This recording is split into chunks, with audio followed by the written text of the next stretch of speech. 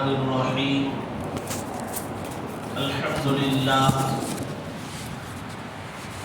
لله رب العالمين والعاقبة للمتقين والصلاة والسلام على أشرف الأنبياء والمرسلين محمد وآله وأصحابه أجمعين. أما بعد فقد قال الله تبارك وتعالى في كلامه المجيد: كنتم خير أمة أخرجت للناس تأمرون بالمعروف وتنهون عن المنكر وتؤمنون بالله. وقال تعالى: والمؤمنون والمؤمنات بعضهم أولياء بعض يأمرون بالمعروف وينهون عن المنكر ويقيمون الصلاة ويؤتون الزكاة ويطيعون الله ورسوله. قال النبي صلى الله عليه وسلم: العلماء ورثة الأنبياء، أو كما قال عليه الصلاة والسلام. صدق الله العلي العظيم وصدق رسوله النبي الكريم، ونحن على ذلك لمن الشاهدين والشاكرين، والحمد لله رب العالمین. حضرات علماء کرام، عزیز ساتھیوں، دوستوں،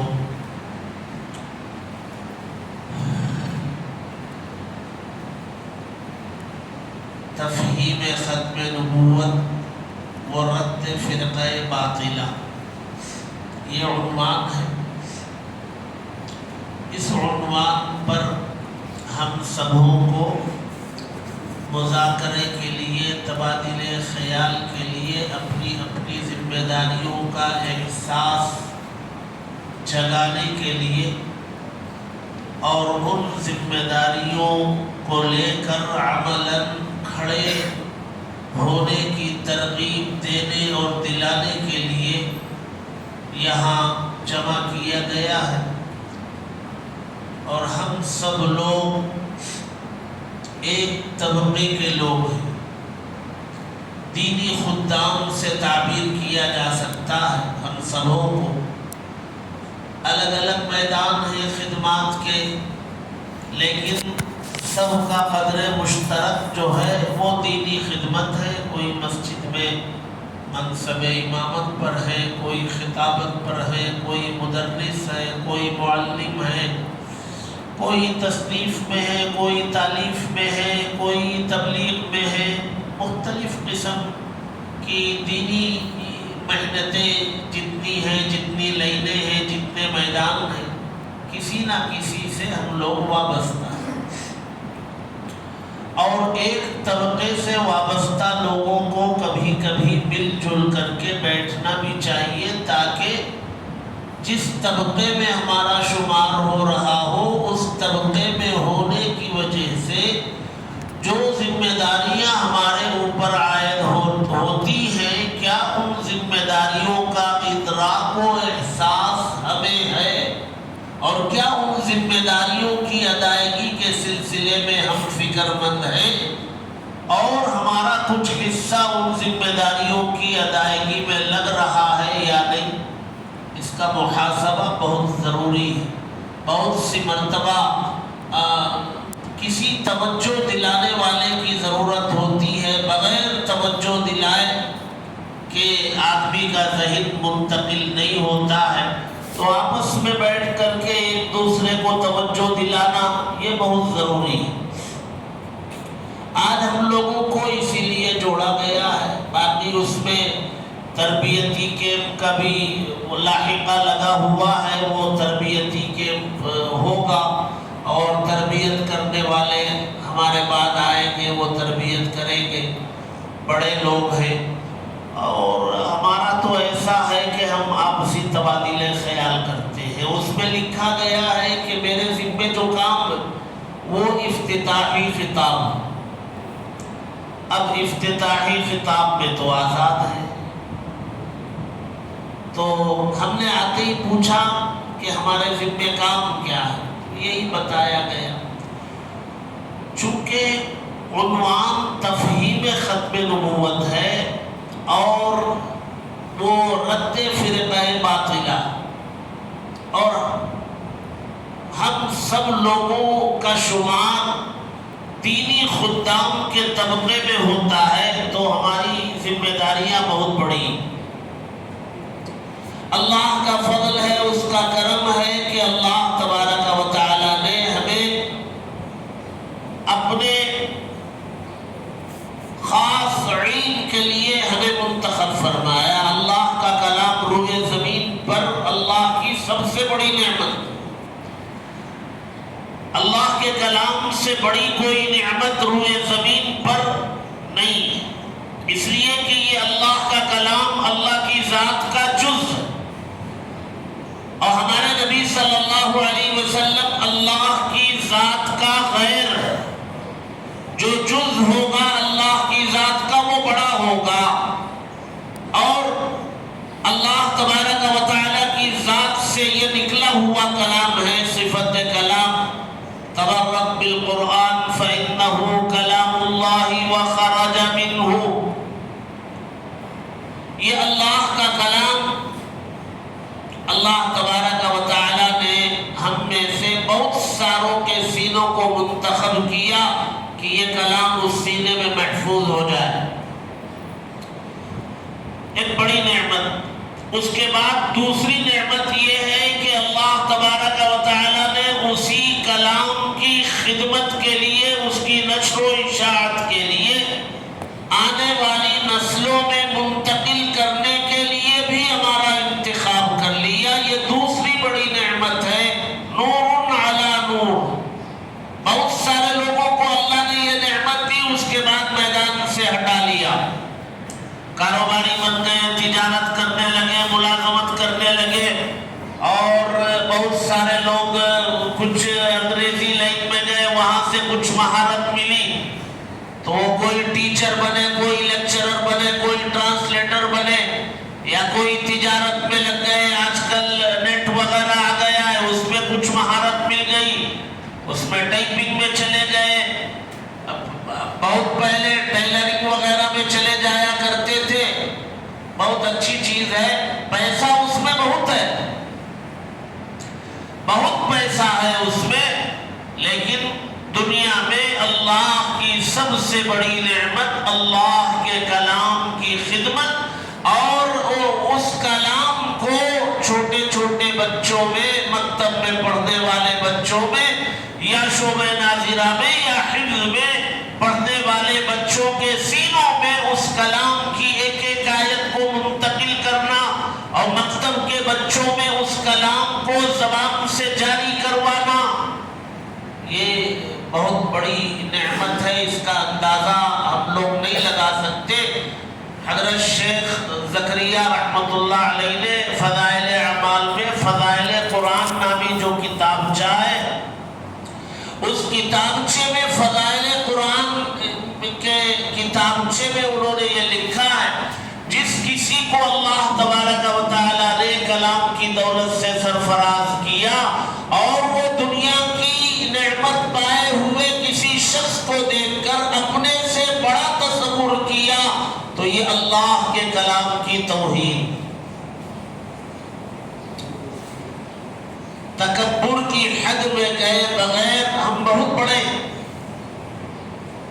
ہاں تکبر کی حد میں نہیں جانا چاہیے، اعتدال میں رکھتے ہوئے رہتے ہوئے اللہ کے اس کلام والی نعمت کو بہت بڑی نعمت تصور کرتے ہوئے احساس کمتری سے باہر نکلنے کے لیے ہم لوگوں کو یہ سمجھنا پڑے گا کہ سماج میں اللہ نے ہمیں بہت بڑا بنایا۔ دلیل آپ کو چاہیے تو اللہ کے نبی کی وہ حدیث ہے، خیرکم من تعلم القرآن القرآن وعلمہ. دنیا کے اندر جتنے طبقات ہیں، چاہے وہ اسکولوں میں پڑھانے والے، کالجوں میں پڑھانے والے، یونیورسٹیز میں پڑھانے والے، سائنس میں کام کرنے والے، ہوائی جہاز بنانے والے، ریل بنانے والے، بڑے بڑے لوگ، اور دنیا کے اندر جو بڑے بڑے دماغ والے سمجھے جاتے ہیں، جن کی تنخواہیں 15، 20، 25 لاکھ ہوتی ہیں، ان سب کو ملا کر کے اللہ کے نبی صلی اللہ علیہ وسلم فرماتے تم میں سب سے بہترین وہ ہے جو قرآن مجید سیکھے یا سکھائے. ہمارا شمار اس طبقے میں. بہت ظاہر سی بات ہے، اللہ کا بڑا انعام، اور اللہ نے ہمیں بہت خوش بھی رکھا. ہم جو بھی خدمت کر رہے ہوں، اللہ کا فضل ہے کہ ہمارے سامنے عوام تو آ کے بیٹھتی ہی ہے ادب سے، اور بہت سی مرتبہ ایسا ہوتا ہے کہ ہمارے بھائیوں میں بڑے بھائی بھی ہوتے ہیں، وہ بھی آ کے ادب سے بیٹھتے ہیں اور ان کی ضروریات ہمارے سامنے رکھتے ہیں. تو بڑے بھائی وہ کما بھی رہے، لیکن ہم ان کی ضروریات، مالی ضروریات بھی ہمارے سامنے رکھتے ہیں. ہماری محدود کمائی ہوتی ہے، پھر بھی ہم مدد کرتے ہیں. ایک تو بات یہ ہے کہ ہمیں یہ سمجھنا پڑے گا، بہت سی مرتبہ ایسا ہوا، ہم سفر کرتے رہتے ہیں تو ایسا ہوتا ہے کہ کہیں کوئی مولانا ملتے ہیں، حافظ صاحب ملتے ہیں، ٹرینوں میں یا ہوائی جہاز میں ملتے ہیں، تو علیک سلیک خیر خیریت ہوتی ہے، تو بات چیت چلتی ہے، تو بتاتے ہیں کہ ہاں میں حافظ بھی ہوں، عالم بھی ہوں، اور ٹوپی اوپی ہوتی نہیں ہے، طرح ماڈرن ٹائپ بنے رہتے، اور پھر بات چیت میں بتاتے ہیں کہ میں بھی جو ہے فلاں سن میں فارغ ہوں، فلاں جگہ سے فارغ ہوں. ابھی کیا کرتے ہیں آپ؟ ابھی میں کاروبار کرتا ہوں، فٹ ویئر کا کاروبار کرتا ہوں، فلاں کاروبار کرتا ہوں. بہت سے ایسے لوگوں کو بھی ہم نے دیکھا جو بنگلور میں خدمت کرتے ہیں دینی، لیکن جب ان کو اپنے وطن کی طرف جانا ہوتا ہے تو جانے سے پہلے ٹرینوں میں حلیہ ان کا بدلا ہوا دیکھا. جی بہت سارے لوگ ملتے ہیں، بھئی آپ کیا کرتے ہیں؟ تو وہ پڑھاتے تو ہیں مکتب میں، لیکن بولنے میں ان کو شرم آ رہی ہے کہ میں مکتب میں پڑھاتا ہوں، اس لیے شرم آ رہی ہے. یہ ہماری سمجھ میں نہیں آیا کہ آدمی جو کام کر رہا ہے، جو خدمت کر رہا ہے، اس پر اسے شرح صدر نہیں ہے، وہ بولنے میں شرما رہا ہے. کرونا میں جو ہے اللہ تبارک و تعالیٰ کی ہلکی آزمائش آ گئی تھی، بہت چھوٹی معمولی. مکہ مکرمہ کے 13 سالہ آزمائش کے مقابلے میں کرونا میں کیا آزمائش تھی ہماری. بہت سارے مساجد میں تنخواہ روک دی گئی، مدارس میں روک لی گئی، کہیں آدھی کر دی گئی. سال گزر گیا، تنخواہ ہی نہیں ملی. یہ تو آزمائش تھی اللہ کی، اور یہ انبیاء کو اللہ تبارک و تعالیٰ نے آزمائشوں سے گزارا ہے. یوسف علیہ السلام اللہ کے نبی تھے، 9 سال بغیر کسی گناہ کے جیل میں بند رہے، کبھی شکوہ زبان پر نہیں آیا. اللہ کے نبی صلی اللہ علیہ وسلم کو شعب ابی طالب میں 3 سال تک پورے خاندان کے ساتھ محصور کر دیا گیا، کوئی شکوہ زبان پر نہیں آیا. ہمارے لیے چندہ تنخواہ نہیں ملی تو ہمارے علماء کی زبانوں سے یہ نکلا، ہم نے سنا، کسی نے نقل نہیں کیا، ہم نے سنا وہ یہ کہتے ہوئے کہ ہمارے باپ دادا نے غلطی کر دی کہ ہمیں عالم بنا دیا. یہ غلطی ہم نہیں کریں گے، اپنی اولاد کو عالم حافظ نہیں بنائیں. کیا بات. سب سے پہلے تو ہمیں اس بات کا احساس ہونا چاہیے، اور اس کے لیے الگ سے 2 رکعت نماز روزانہ پڑھنی چاہیے کہ آپ کا شکر ہے اللہ، میرے ماں باپ کا احسان ہے کہ 3-4 ان کی اولاد تھی، انہوں نے میرے بارے میں یہ فیصلہ کیا کہ اسے مدرسے میں بھیجا جائے. ماں باپ کا بھی احسان ماننا چاہیے، اللہ کا شکر ادا کرنا چاہیے، کتنی بڑی دولت سے نواز دیا. باقی رہی ہمارے حالات جو ہے وہ تنگی کے رہتے ہیں، ہمارے نبی کے بھی تو وہی حالات تھے، 2 چاند گزر جاتے، 3 چاند نظر آ جاتے، چولہا نہیں جلتا تھا۔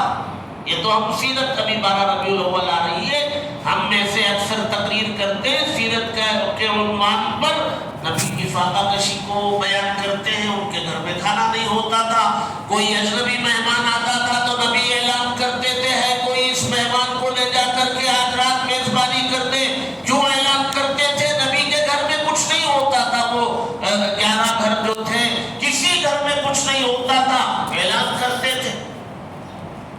یہ تو ہماری نبی کی وراثت ہے، العلماء ورثۃ الانبیاء کا مطلب کیا ہے؟ فاقہ کشی میں بھی وارث ہے، مشقتیں اٹھانے میں بھی وارث ہے، مصائب کے پیش آنے میں بھی وارث ہے۔ تو ہم تو وارث ہیں نبی کو جتنے مراحل سے گزارا گیا، ممکن ہے اللہ تبارک و تعالی ہمیں بھی ان مراحل سے گزارے، ان سب کے باوجود ہمیں اللہ کا شکر گزار رہنا چاہیے۔ یہ نمبر 1 بات ہے۔ عام طور سے احساس کمتری کا شکار ہوتے ہیں، نہیں ہونا چاہیے، تکبر کی حد میں بھی نہیں جانا چاہیے۔ احساس کمتری اور تکبر کے درمیان اعتدال والی راہ اپنانا چاہیے اور اپنے آپ کے بارے میں یہ تصور قائم کرنا چاہیے اللہ تبارک و تعالیٰ نے روئے زمین پر سب سے بڑی نعمت کی خدمت کے لیے اللہ نے ہمیں قبول کیا۔ اب ظاہر سی بات ہے، اتنی بڑی نعمت اللہ نے دی ہے تو ذمہ داریاں بھی بڑھ جاتی ہیں۔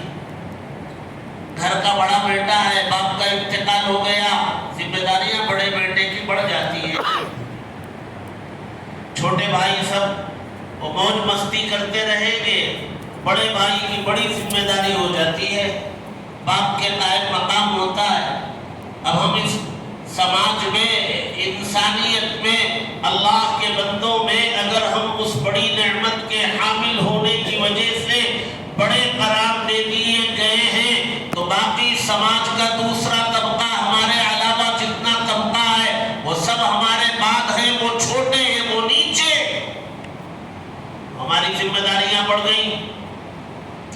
میں نے قرآن مجید کی آیت پڑھی تھی، عام طور سے ہم لوگ دعوت و تبلیغ میں یہ آیت سنتے ہیں، یہ ٹھیک ہے وہ پڑھتے ہیں اور وہ جو بیان کرتے ہیں وہ بھی صحیح ہے، لیکن یہ آیت صرف انہی کے لیے محدود نہیں ہے، یہ آیت عام کنتم کا خطاب اللہ کے نبی صلی اللہ علیہ وسلم کے زمانے سے لے کر قیامت تک پیدا ہونے والے آخری انسان کے لیے کنتم کا خطاب ہے۔ کنتم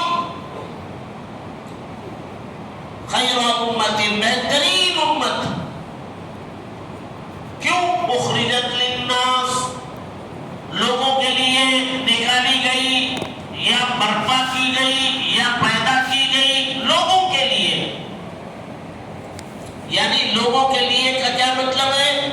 لوگوں کو نفع پہنچانے کے لیے، لام نفع کا فائدہ دیتا ہے، لوگوں کو، مسلمانوں کو فقط نہیں، اہل ایمان کو فقط نہیں، اخرجت للناس، لوگوں کو، دنیا میں کسی بھی مذہب کا ماننے والا ہو، مرد ہو، عورت ہو، بچہ ہو، بوڑھا، سب کو فائدہ پہنچانے کے لیے تم کو، قرآن کے ماننے والوں، قرآن کو پر عقیدہ رکھنے والوں سے خطاب ہے، تم سب کو پیدا اس لیے کیا گیا ہے کہ تم نفع پہنچاؤ لوگوں کو۔ اب نفع پہنچانے کے درجات،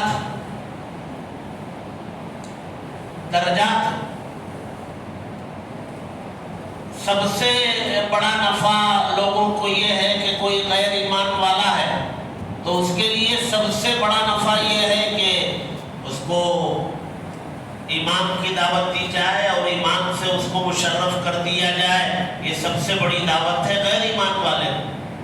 یہ اس ملک میں دھرم پریورتن وغیرہ کے مسائل ہیں، وہ الگ ہے، میں اس سیاسی ماحول میں بات نہیں کر رہا ہوں، میں ہماری اپنی ذمہ داریوں کے تعلق سے بات کر رہا ہوں، صرف سمجھانے کے لیے کہ سب سے بڑا فائدہ لوگوں کو، اگر غیر ایمان والوں کے لیے آپ دیکھیں گے سب سے بڑا وہ اس کو آپ ایمان میں داخل کر دیجئے. اور ایمان والا ہے اس کے لیے سب سے بڑا فائدہ کیا ہے؟ اس کو اعمال پر کھڑا کر دیجئے. یہ کنتم خیر امۃ اخرجت للناس، دعوت و تبلیغ والے جب پڑھتے ہیں تو ان کے سامنے اہل ایمان کو اعمال پر کھڑا کرنے والا نفع سامنے ہوتا ہے. حالانکہ یہ آیت عام ہے، اخرجت للناس ہے، تو اور جو غیر ایمان والے ان کو اسلام میں داخل کرنے کی محنت اور وہ نفع پہنچانا ایمان کا، یہ بھی اس میں داخل. حدیث ہے نا، اللہ کے نبی صلی اللہ علیہ وسلم نے فرمایا الایمان بضع وسبعون شعبۃ، ایمان 70 کی 70 سے زیادہ شاخیں ہیں. فرمایا فافضلها قول لا الہ الا اللہ، اس میں نمبر 1 کا درجہ ایمان کی 70، 1 2 3 4 5 6 70 شاخیں. سب سے اوپر والی شاخ کے بارے میں فرمایا قول لا الہ الا اللہ، اس کلمے کا پڑھنا یہ سب سے نمبر 1 والا درجہ ہے. اور سب سے نچلے درجے کے بارے میں فرمایا وَأَدْنَاهَا إِمَاطَةُ الْأَذَىٰ عَنِ الطَّرِيقِ، اور سب سے ادنا درجہ ایمان کا راستے میں تکلیف پہنچانے والی پڑی ہوئی چیز کو کنارے لگانا، یہ ایمان کا درجہ قرار دیا. معلوم یہ ہوا کہ اس کے درجے جیسے اس کے درجے ہیں ویسے اخرجت للناس، لوگوں کو نفع پہنچانے کے لیے ہمیں پیدا کیا گیا، بہت سارے درجے ہیں. اس میں اہل ایمان کو آگے فرمایا تأمرون بالمعروف، اس کے اخرجت للناس کی ایک شق بتائی کہ تم جو ہے لوگوں کو بھلائی کا حکم کرتے ہو. تأمرون بالمعروف وتنہون عن المنکر، اور برائیوں سے روکتے ہو. اس وجہ سے ہم خیر امت ہیں. وتؤمنون باللہ، اور اللہ پر ایمان بھی لاتے ہیں. ایمان تو لائے ہوئے ہیں، ایمان تو ہمارا ہے. پھر فرماتے ہیں وتؤمنون باللہ، اللہ پر ایمان لاتے ہیں یعنی کامل یقین رکھتے ہیں. یا ایھا الذین آمنوا آمنوا، اے ایمان والو ایمان لے آؤ. عجیب و غریب بات ہے، اے ایمان والو ایمان لاؤ. کیا مطلب؟ مطلب یہ ہے کہ اپنے ایمان پر مضبوطی سے قائم ہو جاؤ. تو جب تأمرون بالمعروف ہے اور وتنہون عن المنکر ہے اور اخرجت للناس کا نمبر 1 فائدہ غیروں کے لیے ان کو ایمان کی دعوت اور ایمان میں داخل کرنا ہے، تو ہمارا سوال یہ ہے کہ ایک ایمان والا ایمان سے خارج ہو رہا، ایک ایمان والا ہمارے آنکھوں کے سامنے ایمان سے خارج ہو رہا ہے، تو یہ ایمان سے خارج ہونے کو روکنا یہ تنہون عن المنکر ہے، اور اس کو ایمان کی عظمت اور اس کی عقیدت اس کے دل میں بٹھانا یہ امر بالمعروف ہے. یہ اس سے بڑی ضرورت ہے کہ آپ ایک پیدائشی غیر ایمان والے کو دعوت دے کر ایمان میں داخل کرنا، اس سے بڑا کام یہ ہے کہ ایمان والے کو ایمان کے دائرے سے باہر نکلنے سے بچانا. یہ تنہون عن المنکر اور ایمان کو اس کے دل میں راسخ کرنا، تأمرون بالمعروف، یہ اس سے اعلیٰ درجہ. آج ہمارے سامنے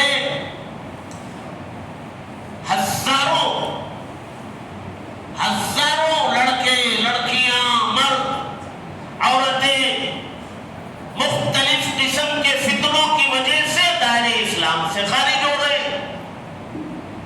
ایک تو کھلا ارتداد ہے، ایک ہے کھلا ارتداد نہیں ہے، غلط عقائد کا شکار ہو رہے ہیں اور سمجھ یہ رہے ہیں کہ ہم مسلمان ہیں.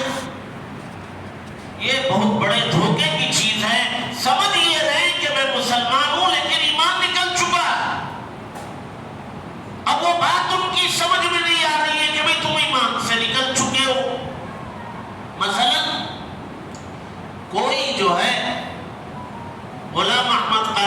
کو نبی مان لے، کوئی جو ہے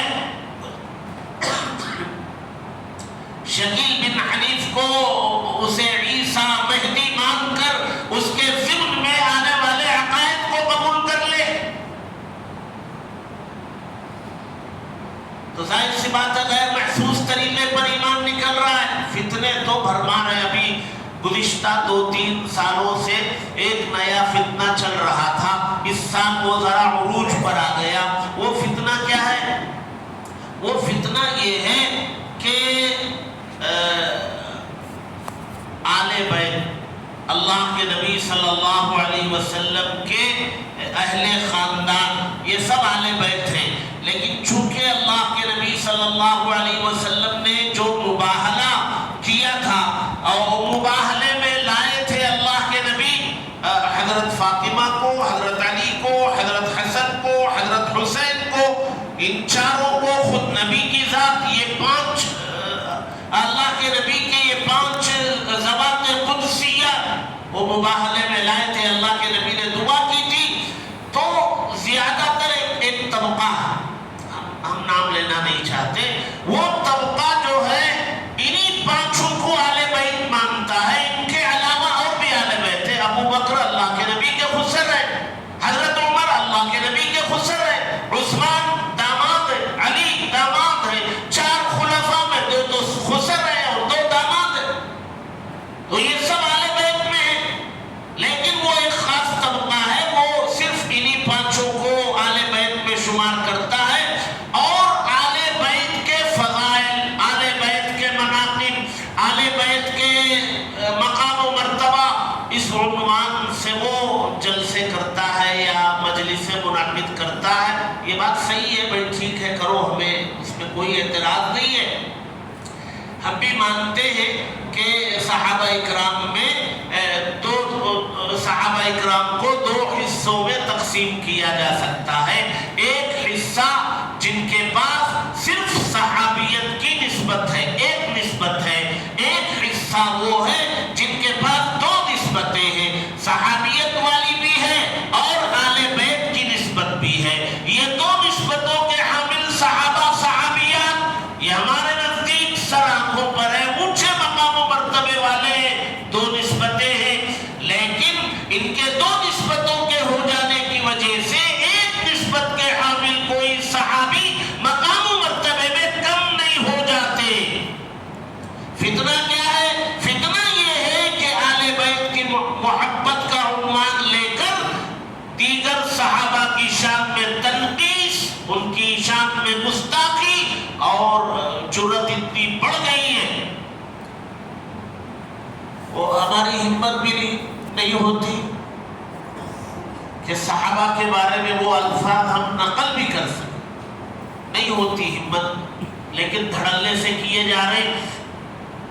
ایک بہت بڑے عالم دین ہیں جو ہمارے ہی طبقے سے ان کا تعلق ہے، وہ بھی سوشل میڈیا پہ کیا کیا الفاظ ہیں، اللہ کی پناہ، وَمَن يُضْلِلْهُ فَلَا هَادِيَ، اللہ جس کو گمراہ کر دے نا اس کے لیے کوئی ہدایت دینے والا نہیں ہے، اور اللہ ہمارا محتاج کبھی بھی نہیں ہے، اللہ الصمد، اللہ بے نیاز۔ وہ جو بہت بڑے ہمارے طبقے کے تھے کبھی عالم دین، جن کا طوطی بولتا تھا، اللہ نے گمراہ کرنا چاہا، کنارے لگا دیا، میں اور آپ کس کھیت کے ملی، ناقدری کریں گے، کنارے لگا دیے جائیں گے، ہماری ضرورت اللہ کو کبھی نہیں رہی۔ قیامت تک اس دین کو چلنا ہے، اللہ کو چلانا ہے، چلائیں۔ سبب کے درجے میں میں اور آپ استعمال ہو جا رہے، ہماری خوش قسمتی ہے، اللہ پر کوئی، دین پر کوئی احسان نہیں، ہماری سعادت مندی۔ اور ایک طبقہ کھڑا ہو گیا، اس کا نام بھی ہو گیا وہ مولائی فرقہ، مولا علی سے مولائی بن گیا۔ وہ یہ جو ہے وہ سنیت کے مقابلے میں ایک شیعیت آتی ہے، وہ شیعیت سے ہٹ کر یہ ہے مولائی۔ یہ کہاں سے کٹا؟ یہ اہل سنت والجماعت میں جو محبین ہیں ان میں سے کٹ کے یہ طبقہ بنا ہے۔ اب ان کا کام کیا ہے؟ ان کا کام یہ ہے کہ محبت آل بیت، یہ عنوان بہت اچھا ہے، اس کے ذیل میں کام کیا کرنا ہے؟ صحابہ کی تنقیص کرنا ہے۔ صحابہ کی تنقیص سے کیا ہوگا؟ ایمان کی جڑیں کھوکھلی ہو جائے گی۔ فرض کرو حضرت امیر معاویہ رضی اللہ تعالیٰ عنہ کی شان میں گستاخی کرتے ہیں، تو ہمارا قرآن تو جو ہے نبی کی حیات میں، زندگی میں جمع تو نہیں تھا۔ حضرت ابو بکر صدیق رضی اللہ تعالیٰ عنہ کے زمانے میں بھی جمع نہیں تھا، حضرت عمر کے زمانے میں بھی جمع نہیں تھا، عثمان غنی رضی اللہ تعالیٰ عنہ کے زمانے میں جمع ہوا۔ جمع کیے جانے کی شکل کیا تھی؟ اعلان کیا گیا کہ بھی جن جن کے پاس لکھا ہوا قرآن موجود ہے وہ جمع کرے، اور جمع کر کے اس کو ترتیب دینے کی ذمہ داری جن صحابہ کے ذمے تھے اس میں ایک حضرت امیر معاویہ بھی تھے۔ اب قرآن جمع کرنے والوں میں، ترتیب دینے والوں میں اگر حضرت امیر معاویہ ہے اور ان پر سے اعتماد ختم کر دیا جائے تو ان کی جانب سے قرآن مجید میں جو آیتیں ترتیب دی گئی ہیں ان کی ذات مجروح ہو گئی تو قرآن مجروح ہو گیا، قرآن مجروح ہو گیا تو دین ختم ہو گیا۔ اب اس کا دفاع کون کرے؟ ہمارے بہت سارے ساتھی جو ہے وہ ہم سے بحث کرتے کہتے ہیں کہ بھئی کیا غلط کر رہے یار، تم بھی پیچھے پڑ جاتے ہو۔ وہ تو آل بیت کی وہ مناقب فضائل بیان کرنا چاہتے ہیں، بلا وجہ کا تم پیچھے پڑ جاتے ہو۔ بھئی جڑ میں کیا ہے؟ ابھی اس سال ہے وہ مولانا نوشاد صاحب آئے ہیں، وہ شاید آپ کے ہے نا، ان کا نظام یہاں نہیں ہے، اچھا وہ آئے ہیں ہمارے ساتھ بنگلور میں، وہ ختم نبوت میں کام کرتے ہیں۔ وہ یہ جو میں ابھی بتانے جا رہا ہوں وہ جانتے ہیں، یعنی میں یہاں بیٹھ کر کے اختراعی بات نہیں کروں گا، حقیقت حال پیش کروں گا۔ تو اس مرتبہ یہ ابھی محرم کے مہینے میں ایک جگہ جو ہے، ایک جمعہ میں ایک خطیب صاحب، وہ میرے ہم سبق دارالعلوم میں، اور یہ آپ میرے بعد جو آئیں گے نا حضرت مولانا رشید علی صاحب، یہ بھی میرے ہم سبق یا میں ان کا ہم سبق، ایک سال دارالعلوم میں تھے، وہ بھی تھے۔ ایک جمعہ میں ان کو کہیں خطبہ دے رہے تھے، اور جمعہ کا محرم کا مہینہ تھا، اور خطبہ دیتے خطبے میں، تقریر میں انہوں نے حضرت امیر معاویہ رضی اللہ تعالیٰ عنہ کی شان میں گستاخی کی، کھلے الفاظ، پتہ نہیں کون سی کتابوں سے مطالعہ کیا تھا، کہاں سے متاثر تھے، گستاخی کی۔ اب وہ سننے والوں میں، عوام میں سے دو چار وہ لوگ تھے جن کا تعلق علماء کرام سے مضبوط تھا۔ انہوں نے نماز کے بعد، ان کا چندہ بھی تھا وہ مولانا کا، وہ چندے ہی کے لیے گئے تھے، پھر انہوں نے گزارش کی میں ہی تقریر کر دیتا ہوں، وہاں کے سیکریٹری صاحب نے اجازت دے دی تھی، تو انہوں نے خطبے کے بعد کچھ بات کرنا چاہتا ہوں، تو انہوں نے کہا نمبر لے لو، ابھی تو میں چندے میں ہوں، آپ کل بات کرنا۔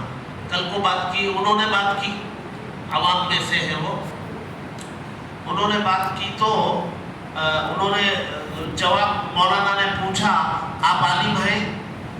انہوں نے کہا میں عالم تو نہیں ہوں۔ پھر رکھ دیجئے، فون میں بات نہیں کروں، یہ ہمارے پاس ابھی بھی ریکارڈ ہے۔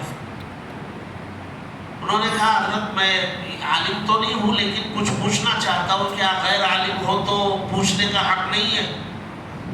انہوں نے کہا پھر کیا پوچھنا چاہتے ہو، لمبی بات ہے اس میں سب۔ وہ آخر میں اپنی بات پر وہ ڈٹے رہے، انہوں نے کہا میں نے فلاں کتاب میں یہ دیکھ کر کے یہ باتیں بیان کی ہیں۔ انہوں نے پوچھا یہ کتاب، اچھا ٹھیک ہے، فون رکھ کر کے وہ نوجوان لڑکا وہ نیٹ سے وہ کتاب نکالا، اسکرین پر آن کی آن میں۔ اب اس کے رائٹر مصنف کو نے وہ دیکھا، وہ ایک لیکچرر تھے، اور ان کے نام سے ظاہر ہو رہا ہے کہ وہ شیعیت سے تعلق رکھنے والے، نام ہی یہ بتا رہا ہے۔ پھر انہوں نے چند صفحات پلٹ کر کے پڑھ لیا، تو اس میں پنج تن پاک کے فضائل ہیں،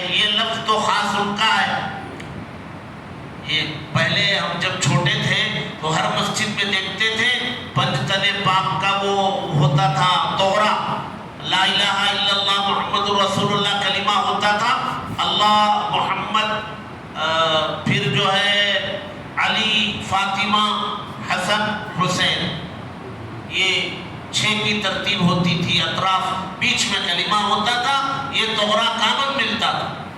ابھی جو ہے یہ جو نکاح کے بعد دعا پڑھی جاتی ہے اللہم الف بینہما، یہ کس کی مرتب کردہ دعا ہے؟ شیعہ کی، اور ہم لوگ لازماً پڑھتے ہیں۔ کیسے معلوم ہوا شیعہ کی ہے؟ آپ اخیر میں چلے جاؤ، اللہ کے نبی صلی اللہ علیہ وسلم اور حضرت خدیجہ رضی اللہ تعالی عنہ، حضرت عائشہ رضی اللہ تعالی عنہ کے تذکرے کے بعد حضرت علی کا تذکرہ آتا ہے اور حضرت فاطمہ کا تذکرہ آتا ہے۔ اللہ کے نبی کے بعد کسی کا تذکرہ کیسے آئے؟ قوالی بچپن میں ہم سنتے تھے، دمادم مست قلندر، ہم سب کی زبانوں پر جاری ہوتا تھا، غلط جاری ہوتا تھا۔ ہم اپنے تقریروں میں کہتے ہیں یہ قوالی غلط ہے، وہ ان کی لکھی ہوئی ہے، اس کو یوں پڑھو، دمادم مست قلندر ابو بکر کا پہلا نمبر۔ یہ ذمہ داری سب کس کی؟ یہ سب فتنے ہیں، غیر محسوس فتنے جن کے تعاقب کی ذمہ داری ہماری۔ تو نئے نئے فتنوں کی بھرمار ہے۔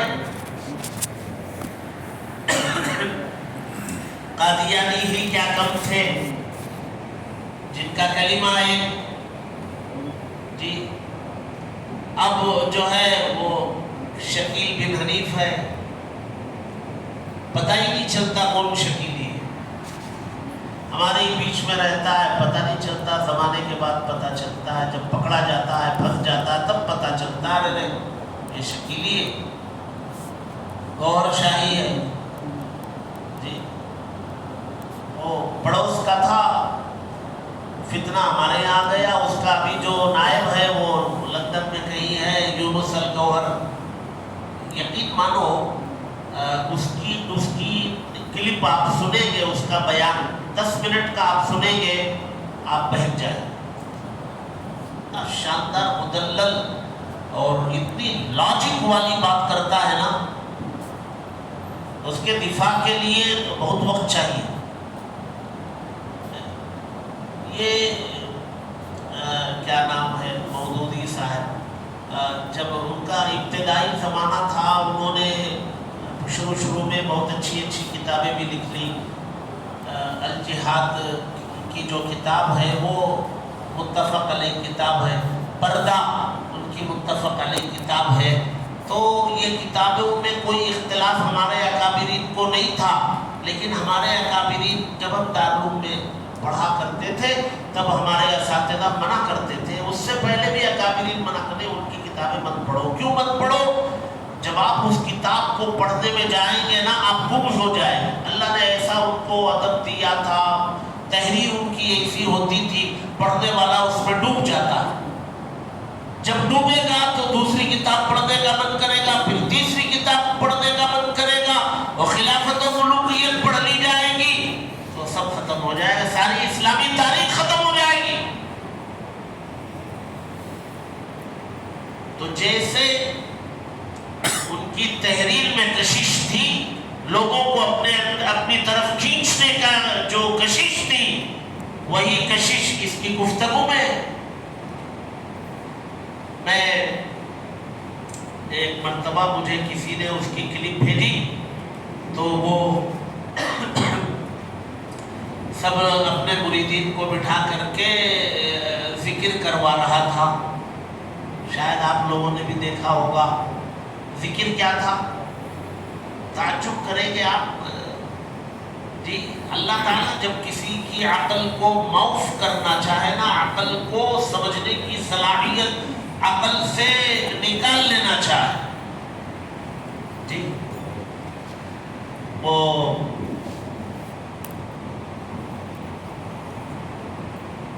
قرآن مجید میں معافیہ اللہ تبارک و تعالیٰ نے ذکر کیا ہے. یہ آیت کہاں سے شروع ہوتی ہے تھوڑا مجھے بتائیے گا. فانسلخ منها فأتبعه الشيطان فكان من الغاوين. اس سے پہلے کا ٹکڑا کیا ہے؟ 9ویں پارے میں یہ آیت ہے 11ویں رکوع میں. وَاتْلُ عَلَيْهِمْ. ماشاءاللہ رمضان کے اکثر ہم تو رمضان کے حافظ ہیں. تراویح میں بھی پڑھاتا ہوں, اللہ کا فضل ہے, ابھی تک بھی پڑھاتا ہوں مسجد میں, محنت کرتا ہوں, وہی تو سرمایہ ہے. میں 10-12 سال پہلے ہمارے ابا کے پاس گیا, اور پہلے 15 سال پہلے گیا, جا کے اندر چور تھا دل میں, بچنا چاہتا تھا. میں جا کے بہت اچھے ماحول میں ان سے بات کرتے کرتے بولا, اب ابا کہتا تھا میں, ابا جو ہے ذمہ داریاں بہت بڑھ گئی ہیں, مدرسہ بھی بڑھ گیا ہے, جمعیت کی بھی ذمہ داری ہے, یہ سب ہے, رمضان میں بھی کام آتا رہتا ہے. اب میں وہ تراویح کی ذمہ داری سے سبکدوش ہونا چاہتا ہوں. تو ہمارے ابا نے کہا سارے کام چھوڑ دے, کوئی کام مت کر, ایک ہی کام کر کے رمضان میں قرآن سناتا رہے, اور کوئی کام مت کر. تو وہ بات ذہن میں بیٹھ گئی. تو ان کو جا کے بھی 12-13 سال ہو گئے دنیا سے رخصت ہوئے, لیکن وہ بات دماغ میں بیٹھ گئی کہ نہیں, اس کو چھوڑنا نہیں چاہیے. تو ماشاءاللہ بہت جو ہے شاندار پہلے والا بتایا انہوں نے ٹکڑا. وَاتْلُ عَلَيْهِمْ. نبی تلاوت کرو ان لوگوں پر. ہمارے نبی سے کہا جا رہا وَاتْلُ, تلاوت کر کے بتلاؤ ان لوگوں پر. نَبَأَ الَّذِي, اس شخص کا واقعہ, خبر, اس شخص کی خبر. الَّذِي آتَيْنَاهُ آيَاتِنَا, جس کو ہم نے اپنی آیتوں کا علم دیا تھا. فَانْسَلَخَ مِنْهَا, پھر انسلاخ کہتے ہیں بکرے کو ذبح کرنے کے بعد جب وہ ٹھنڈا ہو جائے تو اس کو راڈ پر لٹکا کر کے تھوڑا تھوڑا چمڑا کاٹ کر کے, جب اس کو پورا چمڑا یوں کھینچ کر کے بدن سے نکال کے نیچے ڈال دیا جاتا ہے. یہ بدن سے کھینچ کر نیچے ڈالنے کو انسلاخ کہتے ہیں. پھر وہ چمڑے کا کوئی تعلق اس بدن سے, جسم سے نہیں رہتا, انسلاخ اسے کہتے ہیں. تو اللہ تبارک و تعالیٰ نے یہاں اس اپنے اس خاص ولی کے بارے میں بتایا جو حضرت موسیٰ کے قوم سے تھے. ان کو علم اللہ نے دیا تھا, پھر انسلاخ کر لیا, پورا علم چھین لیا, کوئی چیز باقی نہیں رہی. ویسے ہی اللہ تبارک و تعالیٰ کسی کی عقل کو چھیننا چاہے نا, وہ عقل معاف ہو جاتی ہے, ختم ہو جاتی ہے. رہتا تو انسانوں جیسا نظر آتا ہے, عقل نہیں ہوتی, سمجھ نہیں ہوتی, سمجھنے سے قاصر ہو جاتا ہے, اچھی اچھی باتوں کو وہ سمجھ نہیں پاتا ہے. تو اللہ تبارک و تعالیٰ کی یہ بہت بڑی نعمت ہے کہ ہم سمجھ پا رہے ہیں. وہ جو غلط قسم کے عقائد میں پڑ جا رہے ہیں سمجھنے تیار نہیں. یہ گوہر شاہی ذکر کراتا ہے تو کیا ذکر کرا رہا ہے؟ کتا ہوں بھی میں کتا ہوں, گوہر شاہی کا کتا ہوں. سارے لوگ بول رہے کتا ہوں بھی میں کتا ہوں. عقل نہیں. اللہ نے انسان بنایا, وہ اپنے آپ کو کتا تصور کر رہے. ٹھیک ہے, کتا ہی تو ہو, جو ہو وہ زبان سے اللہ ظاہر کروا رہے. تو عقل ہو اور اس کے اندر اچھے برے کے درمیان تمیز کی صلاحیت باقی رہے, بہت بڑی نعمت. ذرا سا اللہ ایک رنگ کو ذرا سا جنبش دے دیں گے, پھر پتہ نہیں چلے گا کہ یہ کھانا ہے یہ پاخانہ ہے, دونوں میں فرق نہیں ہوگا. اس لیے بھائی فتنے تو بہت, کتنے فتنے چاہیے. اچھا فتنے ہیں وہ بتائیں گے مولانا. سوال یہ ہے کہ ان فتنوں سے اپنے آپ کو بچانا اور اپنے گھر والوں کو بچانا اور ہمارے سے منسلک جو ہیں، ہمارے مسجد کے مصلی اور ہمارے حلقے سے جو منسلک ہیں، ان سب کے ایمان کو بچانے کی ذمہ داری کس کی ہے؟ کس کی ہے بھائی؟ بول نہیں رہے، ذمہ داری پڑ جاتی ہے، پڑ چکی ہے، کس کی ذمہ داری؟ ذمہ داری ہی اٹھانے تیار دے چکا ہے اللہ۔ جی بھائی، میں نے فلاں کی بیٹی کا نکاح فلاں کی وکالت اور فلاں کی گواہی سے اتنے مہر پر آپ سے کر دیا کہ آپ نے قبول کیا، تو کبھی کبھی اتنا زور سے بولتا ہے کہ مائک پیچھے کرنا پڑتا ہے۔ اب آپ سے پوچھا جا رہا ہے کہ بھئی آپ لوگ جو ہے یہ لوگوں کے اپنی بیوی اپنے خود کا قُوْ أَنفُسَكُمْ، پہلے اپنا، پھر اس کے بعد وَأَهْلِيكُمْ، اپنے اہل و عیال کا، پھر اہل و عیال کے دائرے کو تھوڑا وسیع کیا جائے تو اس میں اپنے سے متعلقین تمام لوگ، چاہے وہ ملازمین ہو، چاہے وہ مصلی ہو، چاہے وہ حلقہ ارادت میں ہو، وہ سب کے سب کو جہنم کی آگ سے بچانے کی ذمہ داری کس کی ہے بھائی؟ ہم سب کی ذمہ داری۔ یہی احساس ہمارے اندر پیدا، ہماری ذمہ داری۔ اور ایک وقت ایسا بھی آئے گا کہ ہماری کوئی نہیں مانے گا، تب بھی ہم اپنا کام نہیں چھوڑیں گے، لیکن اس وقت جو ہے اپنے آپ کے ایمان کو بچانے کی فکر وہ کرتے رہنا پڑے گا۔ جب کوئی ہماری نہیں سنے گا تب بھی یہ محنت باقی رہے گی، لیکن اپنے ایمان کی فکر بھی رہے گی۔ یا ایھا الذین آمنوا علیکم انفسکم، چھوڑ دو اب زمانہ آ گیا وہ تمہاری کوئی بھی نہیں سنے گا، اپنے آپ کو بچا لو۔ لا یغرکم من ضل اذا اہتدیتم، جب تم ہدایت پر ہو تو کوئی تمہیں نقصان نہیں پہنچا سکتا۔ ابھی تو ہمارے اوپر ذمہ داری ہے ہمارے بیوی بچوں کی۔ جی ایسا نظام دنیا کے اندر ہو گیا، ہمیں یہ ہمارے بچوں کو دلانا ہماری مجبوری ہو گئی۔ بچیوں کو، ہر بچی کو الگ دلانا پڑتا ہے۔ جی کیوں؟ وہ ہر بچی الگ الگ کلاس میں ہے اور وہ کلاس کا بہت سارا پروجیکٹ ہے، ان کے کیا ہدایات ہے، گروپ ہے، سب اسی میں ہو رہا ہے۔ تو یہ موبائل دلانا مجبوری ہو گیا، ٹھیک ہے، مجبوری میں یہ دلا تو دیا، لیکن اب دلانے کے بعد اس کا صحیح استعمال ہو رہا ہے یا غلط ہو رہا ہے؟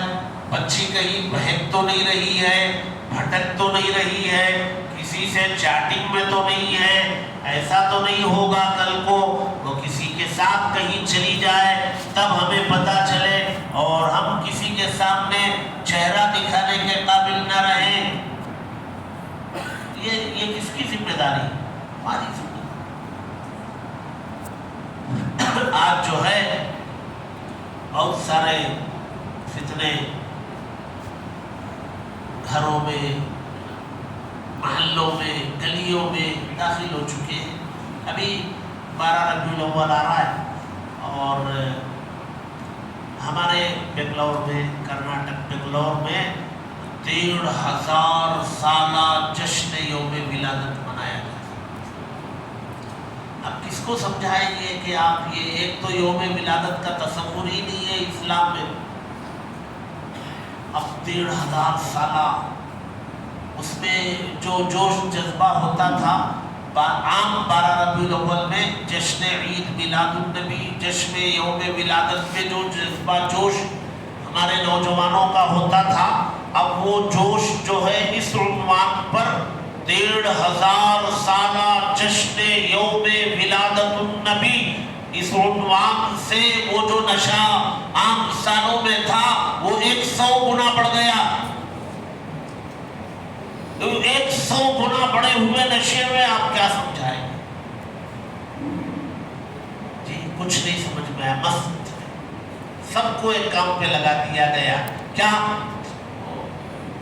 جشن ہے 5 تاریخ کو پیلس میں ہے, سب کو جانا ہے, یہ تیار کرنا ہے. کیا تیار کرنا ہے؟ وہ جھنڈی بنانا ہے, وہ مینار بنانا ہے, وہ گنبد بنانا ہے, مچھلی بنانی ہے, جی آٹو بنانا ہے, کیا کی بنانا ہے, سب اس میں لگا دیا گیا نوجوانوں کو. اب ان کو کون سمجھائے گا؟ ہم ان کو تو سمجھانا ہے, اب اس وقت سمجھ میں نہیں آئے گا,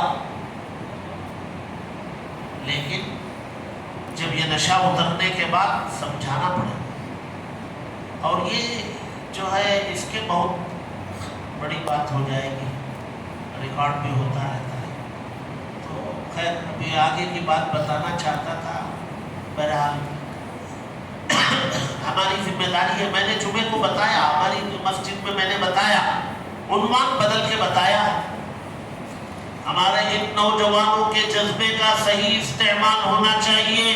ان کو جذبے میں لا کر کے ان کی نماز ثنا سے لے کر قنوت تک ان کو یاد دلانا چاہیے. ان سب کو ضرورت اس کی ہے کہ ایک دن کے لیے مسجد میں بٹھایا جائے, ثنا سے دعائے قنوت تک یہ سب ان کو یاد دلایا جائے.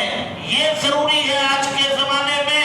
یہ کام جو جلوس کی شکل میں یا جلسے کی شکل میں یہ تو ہوتا رہے گا, ساری زندگی کرتے رہیں گے, لیکن اس موقع پر جب نبی کے نسبت سے یہ نوجوانوں کا جوش جذبہ سمندر کی لہروں کی طرح مچل رہا ہے, ان کو مسجد میں بلاؤ. عنوان بدل کے ہم نے کہا, لیکن یہ ہماری ذمہ داری. یہ بھی ایک نیا ڈیش ہے.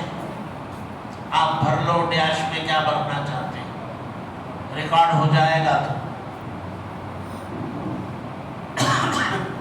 اس قسم کے غیر محسوس بہت سارے فتنے روزانہ جنم لے رہے ہیں, اور ان سب کا دفاع ہماری ذمہ داری ہے. اگر ہم اپنی مسجد اور اپنا مدرسہ اور اپنی ذمہ داری اور گھر, اللہ کی دوڑ مسجد سے گھر تک, اگر ہم اتنے ہی میں محدود رہ گئے, کل کو ہم جواب دہ ہوں گے. ہمارے اوپر ذمہ داری ہے. کلکم راع وکلکم مسئول عن رعیتہ انا عرضنا الامانہ. یہ امانت ہے جس کو نسلوں میں منتقل کرنا ہے, قبضہ کر کے بیٹھنا نہیں ہے, منتقل کرنا ہے نسلوں میں. اسی لیے امانت سے تعبیر کیا گیا. ہر ایک ذمہ دار ہے, ہر ایک کے بارے میں پوچھا جائے گا. تم کا خطاب وہ علماء سے بھی ہے, عامیوں سے بھی ہے, لیکن علماء نمبر 1 پر. دوسری آیت میں نے پڑھی تھی, والمؤمنون والمؤمنات بعضهم اولیاء بعض. مومن مرد اور مومن عورتیں آپس میں ایک دوسرے کے دوست ہیں. کیا کام ہوگا ان کا؟ یأمرون بالمعروف وینہون عن المنکر. وہی کام ہوگا. وہ اخرجت للناس میں عمومیت تھی, غیر میں داخل تھے, لیکن یہ اس میں یہ مومنین کے لیے ہے. والمؤمنون والمؤمنات, ہمارا کام ہی ہے. بھائی ایک آدمی عقیدے کی خرابی میں پڑ رہا ہے اور روکنے کا کام آپ کا ہے. بحیثیت مومن کے بھی ہے, بحیثیت خادم دین کے بھی ہے, چاہے وہ خادم امام کی حیثیت سے, خطیب کی حیثیت سے, مدرس و معلم کی حیثیت سے, کسی بھی حیثیت سے خادم ہے. یہ عام مومن کی ذمہ داری ہے, اور بدرجہ اولا خادم دین کی ذمہ داری. ہماری تو ذمہ داری, ہم بچ نہیں سکیں گے. اگر ہم اپنی بیوی بچوں کی فکر میں ہیں, معاش کے چکر میں ہیں, تو یہ تو سب کر رہے ہیں بھائی. یہ تو رمیش بھی کر رہا ہے, گنیش بھی کر رہا ہے, رام بھی کر رہا ہے. پھر میں افتخار ہو کر بھی اتنا ہی کام کروں گا تو میرے اور اس میں کیا فرق رہ گیا؟ حضرت تھانوی رحمۃ اللہ علیہ نے ایک جگہ بہت باریک بات لکھی ہے, بہت شاندار بات لکھی, سمجھنے کے لیے بھی بہت باریک ذہن چاہیے۔ حضرت تھانوی رحمۃ اللہ علیہ نے لکھا ہے کہ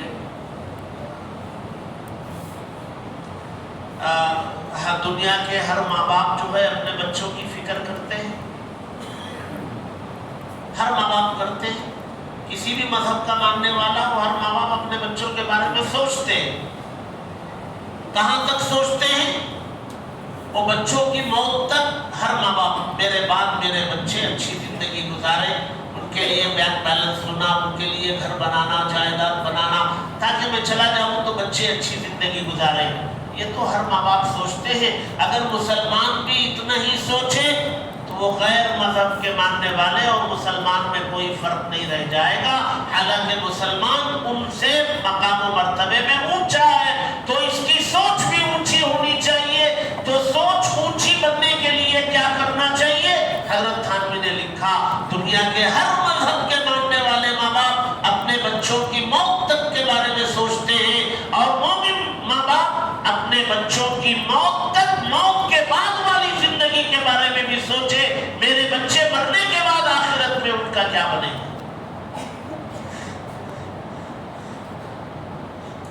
تو ہم معاش کی حد تک محدود رہ جائیں گے تو ہم اپنی ذمہ داریوں کو پورے کیسے کریں گے؟ ہمارے سامنے بہت سارے وہ قادیانی ہیں، بہت سارے جو ہے شکیلی بن رہے ہیں، بہت سارے جو ہے وہ گوھر شاہی بن رہے ہیں، بہت سارے مولائی بن جا رہے ہیں، دھڑلے سے صحابہ کو گالی دینے لگے۔ تو ان سب کو تأمرون بالمعروف کے دائرے میں کون سمجھائیں گے؟ مجھے اور آپ کو سمجھانا۔ اس کے لیے کیا کرنا ہے؟ اس کے لیے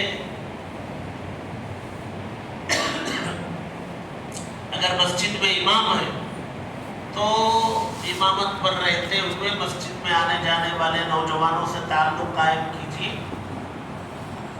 آپ ان سے دوستی کیجیے، ان کو جوڑیے، ہفتے میں ایک مرتبہ چائے بسکٹ پر بات کیجیے، عقائد پر مجلس۔ اگر آپ صلاحیت ہے، آپ خطیب بھی ہیں، تو اپنی کمیٹی سے گزارش کر کے ایک مجلس ہفتے میں درس عقائد یا تعلیم عقائد کے عنوان پر ایک مجلس قائم کیجیے، آدھا گھنٹہ۔ عقائد ایمان مجمل ہے، ایمان مفصل ہے، اس میں ایک ایک عقیدے کو لیجیے، سمجھائیے۔ آمنت باللہ، میں ایمان لایا اللہ پر، اس کے کیا مطلب ہے؟ شرع عقائد اٹھا کے دیکھیے کہ اللہ پر ایمان لانے کا کیا مطلب ہے، اس کے اندر تفصیل ملے گی۔ میں ایمان لایا اللہ پر، اس کا اقرار زبان سے اور دل میں اس کا یقین، اور دل سے یقین اور زبان سے اقرار کے بعد یہ آمنت باللہ کا تقاضا کیا ہے اور اب ہمیں کرنا کیا ہے، اس اقرار کے بعد کیا ذمہ داریاں عائد ہوتی ہیں، آپ سمجھائیے۔ عقائد کی تعلیم والی ایک مجلس ہونا چاہیے۔ جمعہ کا خطبہ آپ کا ہے تو مہینے میں ایک خطبہ جو ہے کسی نہ کسی فرقے پر پورے مطالعے کے ساتھ، ٹائم پاس والا خطبہ نہیں ہونا چاہیے، ٹائم پاس والی تقریر نہیں ہونی چاہیے، مطالعہ کر کے، محنت کر کے، اس کے اندر سے نکال کر کے اس کے نچوڑ کو پیش کریں، 2 4 5 گھنٹے مطالعے کے نکالیں۔ معلوم ہے کہ ہم جا کے ویسے بھی بیٹھ جائیں گے تو ہم 1 گھنٹے کی تقریر کر لیں گے، ہمیں پتہ ہے، لیکن آج جمعہ میں آنے والے مجمع کو مجھے کیا پیش کرنا ہے، جب تک میں تیاری نہیں کروں گا میں کیسے پیش کروں؟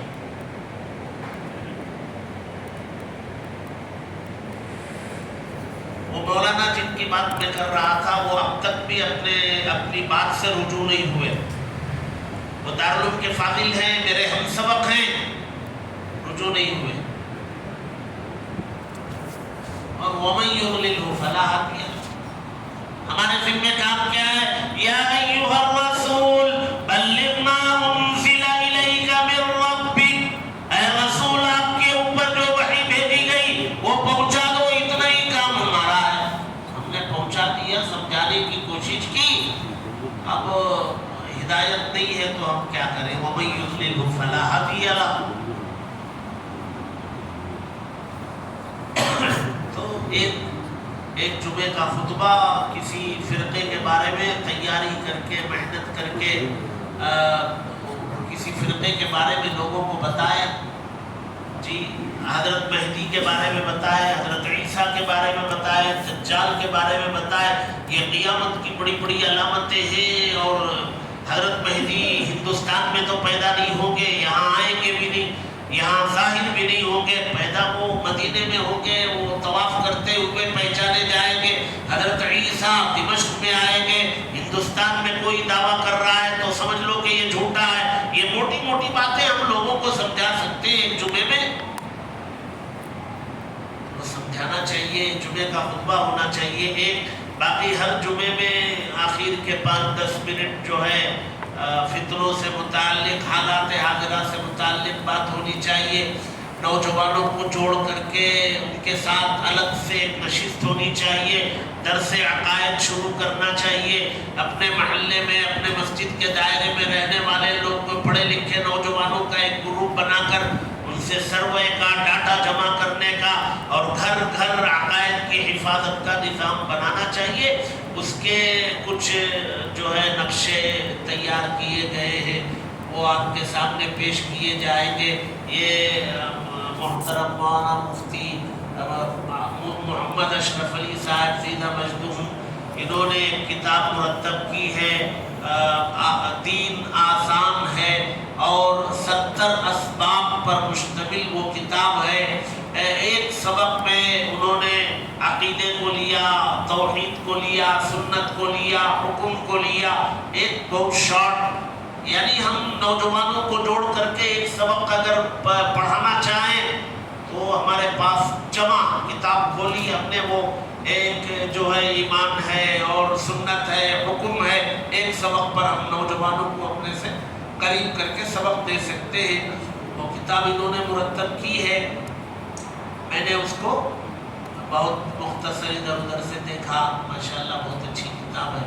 بہرحال اس کتاب کا بھی اجرا کروانا چاہتے ہیں، اور کچھ جو محنتیں ہوئی ہیں اور جو منصوبے بنے ہیں وہ بھی پیش کرنا چاہتے ہیں، اور یہ کتاب کا ہے بھئی یہی اس کا اجرا ہے، آپ سب کو ملے گی۔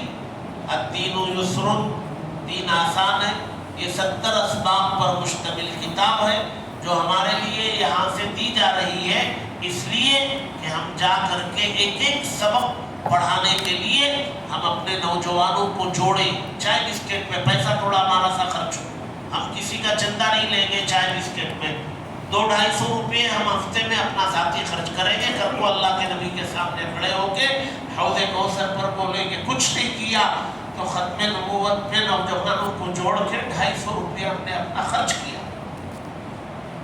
اتنا تو بولنے ہمارے پاس رہے، تو یہ کام ہمارے کرنے کا ہے، ہمیں کھڑے ہونے کی ضرورت۔ یہ آپ کے اطراف و اکناف مسلم مینجمنٹ اسکول ہے، تو اس مینجمنٹ کو جا کے تشکیل کیجیے، ہفتے میں ایک دن میں آؤں گا، مجھے کچھ پیسہ نہیں چاہیے، یہ کتاب ہے، اس میں ایک ایک سبق ایک ایک جمعرات کو پڑھا دیا کروں گا، آدھا گھنٹہ میرا پیریڈ رکھ دیجیے جمعرات میں ایک دن۔ مسلم مینجمنٹ بولیں گے یہ تو مفت کا سودا ہے، کیوں نہ کر لیا جائے۔ میں ہمارے یہاں جو ہے ہمارے اطراف 18 مسلم مینجمنٹ اسکول ہے، مسلمانوں کی 18 اسکول ہے۔ میں ہمارے پاس پڑے ہوئے 15 فضلاء کو بلایا، ان کی ایک ٹیم بنا دیا، مسلم مینجمنٹ کو بلایا وہ 18، اور ان سے بات کیا کہ بھئی تمہارے یہاں ہمارے کوئی عالم 15 دن میں ایک مرتبہ جائے، انہوں نے منظور کر لیا، میں نے ان کی ٹیم بنا دی، ہر 15 دن میں ایک عالم جو ہے ایک اسکول میں جائیں گے اور خطاب کریں گے، عنوان میں لکھ کے دوں گا۔ آپ بھی کام کرنا چاہے تو بہت سارے وسائل ہیں، ذرائع، کھڑے ہونے کی ضرورت ہے۔ مجھے افتتاحی خطاب کرنا تھا، اور میں نے جو منتشر باتیں تھی آپ کے سامنے رکھی۔ اللہ تبارک و تعالی تمام باتوں کو ہم سب کو سمجھنے اور عملی زندگی میں جگہ دینے کی توفیق عطا فرمائے۔ اس مجلس کو بے انتہا قبول فرمائے اور پورے علاقے میں ملک میں خیر کے وجود میں آنے کا ذریعہ بنائے. آمین. وآخر دعوانا الحمد للہ رب العالمین. سارے